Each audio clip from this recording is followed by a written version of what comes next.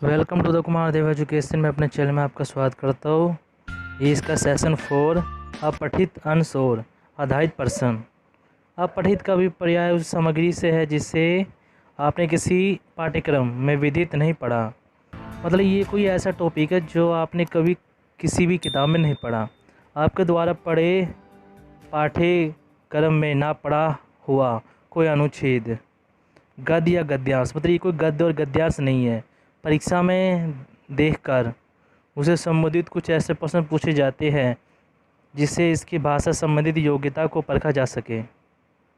मतलब ये परीक्षा में आते हैं, आपसे पूछे भी जाते हैं, इससे आपकी योग्यता का पता लगता है। उदाहरण, अब उदाहरण देखिए इसका। कई बार उस अनुच्छेद का सारांश लिखने के लिए कहा जाता है। कोई अनुच्छेद दे दिया जाएगा, उसका सारांश लिखने को दिया जाएगा आपको। कभी उस पठित सामग्री में आए हुए कुछ विशेष शब्दों का अर्थ, किसी शब्द का अर्थ या भाव लिखने के निर्देश होता है। कभी ये पूछा जाता है, कभी उसका ये भी पूछा जाता है कि अनुच्छेद का उपयुक्त शिक्षक क्या हो सकता है। मतलब अनुच्छेद का शिक्षक क्या हो सकता है, आप अपनी भाषा में बताएंगे उसे। यदि कोई अपठित पद दिया हो तो उसकी व्याख्या लिखने को कहा जाता है। अपठित पद दे दिया जाएगा, उसको व्याख्या लिखने को कह दिया जाएगा। उसमें उपयुक्त अलंकार का नाम बताने का निर्देश भी हो सकता है। अलंकार भी पूछा जा सकता है। यह भी पूछा जा सकता है कि उस अपठित पद या तत्सम संदर्भ या देशात अथवा विदेशी शब्द कौन कौन से हैं। कुछ विशेष शब्दों, वाक्यों या स्पष्टीकरण के लिए भी कहा जा सकता है। मतलब इसमें अंग्रेजी शब्द कौन से हैं, तत्सम क्या है, सद्भाव क्या है, वो भी पूछा जा सकता है आपसे। अपठित का सार लेखन। अपठित सामग्री से संबंधित इस प्रकार के विदित प्रश्नों के उपयुक्त उत्तर लिखने की योग्यता पर आप निरंतर अभ्यास द्वारा ही प्राप्त कर सकते हैं। मार्गदर्शन के लिए नीचे दिए गए सुझावों को ध्यान में रखना उपयोग है। मौन वचन। प्रश्न में दिए गए पठित अंश को एक बार मन ही मन पढ़ें। हो सकता है कि पहली बार आप यह न समझ पाए कि उस अनुच्छेद का मूल्य कथ्य क्या है। अंत एक बार फिर ध्यान से पढ़ें। आपको ये अभ्यास हो तो अवश्य हो जाएगा कि मोटे तौर पर ये उस गद्यांश या पद्यांश में क्या कहने की चेष्टा की गई है। विशिष्ट स्थलों का रेखांकन। तीसरा बार पुनः पढ़। पुनः उस अंश को पढ़ते समय उन शब्दों का वाक्यों को रेखांकित करते जाए तो उनका ध्यान विशेष रूप से आकृष्ट करते हैं। कई बार परीक्षक की ओर से स्वयं ही कुछ शब्द या वाक्य मोटे टाइप में या रेखांकित करके दिए जाते हैं और उनका अर्थ भाव स्पष्ट करने के लिए कहा जाता है। ऐसी स्थिति में आपका कार्य और भी सरल हो जाएगा। मतलब आपको मोटे मोटे तौर पे दिए जाते हैं, मतलब अंडरलाइन करके, उससे आपको आसानी हो जाती है। मूल्य कथ्य की पहचान। आप पठित अंश को मन ही मन पढ़ने के बाद सोचें कि उसमें आरंभ, मध्य और अंत, मतलब पढ़ते हुए सोचें इसका आरंभ क्या होगा और अंत क्या होगा। में किसी एक बात पर बल दिया गया है, उसको एक बात पे बल दिया होगा, उस पर किसी विषय विशेष को 2 या 3 अधिक पहलुओं का संकेत है। तनिक गहराई से सोचने पर आप समझ जाएंगे कि उस अंश का वास्तविक कथन क्या है। सुस्पष्ट और क्रमबद्ध लेखन। अब आप उत्तर लिखना आरंभ कर सकते हैं। यदि केवल सार या भाव लिखना हो तो आप पठित में कहीं गई मुख्य बातों को अपनी भाषा में संक्षेप में लिख दें।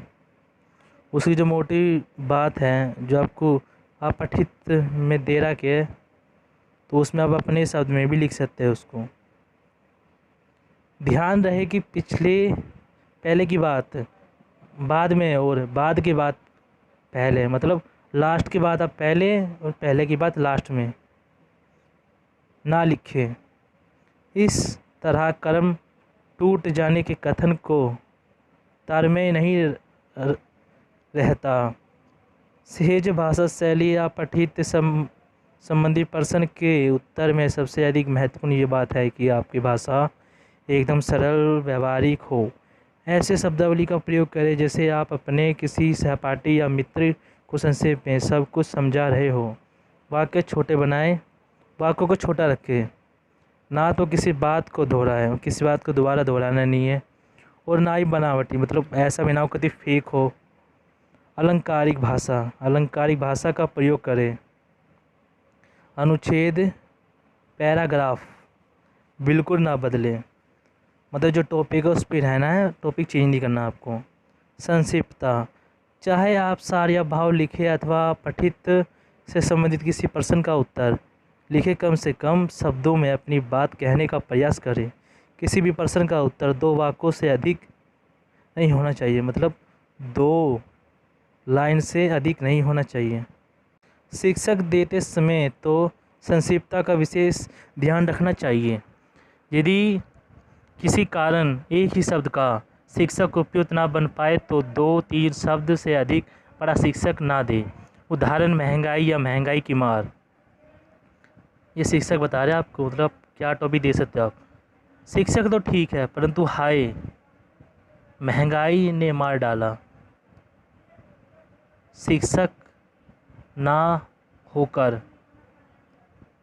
व्यक्त का काय माना जाएगा। उन्मुखता का अर्थ है खुलापन। प्रश्न पत्र में दिए गया पठित को किसी कारण पूरी तरह ना समझ पाने पर उद्विग्न ना हो। जो कुछ भी समझ में आए उसे अपने शब्दों में कह दें। पद की व्याख्या में विशेष रूप से उन्मुखता की आवश्यकता है। 4 या 8 पंक्तियों की कविता को ध्यान से पढ़ने पर कुछ ना कुछ भाव आप अवश्य ग्रहण कर सकेंगे। उसे आप अपने शब्दों में व्यवस्थित रूप से लिख देने की योग्यता आप में ही होनी चाहिए। यही परीक्षा का उद्देश्य है। याद रखें, सार और व्याख्या में अंतर है। किसी गद्य अवतार का सार भाव या मूल भाव लिखने को कहा जाए तो किस दिए गए अंश का भावार्थ लगभग 1/3 शब्दों में उपयुक्त करना चाहिए। जिसमें संक्षिप्त हो सके तो अच्छा है। उसके विपरीत गद्य अवतरण के किसी वाक्य या वाक्यांश अथवा किसी पद अवतरण की व्याख्या करने के लिए कहा जाए तो दिए गए अंश को तकनीक विस्तार से स्पष्ट करना चाहिए। केवल शब्दार्थ ना देकर उस शब्दों में से प्रकट होने वाले तात्पर्य को खोलकर समझना चाहिए। ये सेशन इसका ख़त्म हुआ। हम बोलेंगे नेक्स्ट सेशन में। वीडियो अच्छी लगी वीडियो को लाइक करें, चैनल सब्सक्राइब करें और वीडियो को लाइक ज़रूर करें क्योंकि लाइक से हमें मोटिवेशन मिलता है।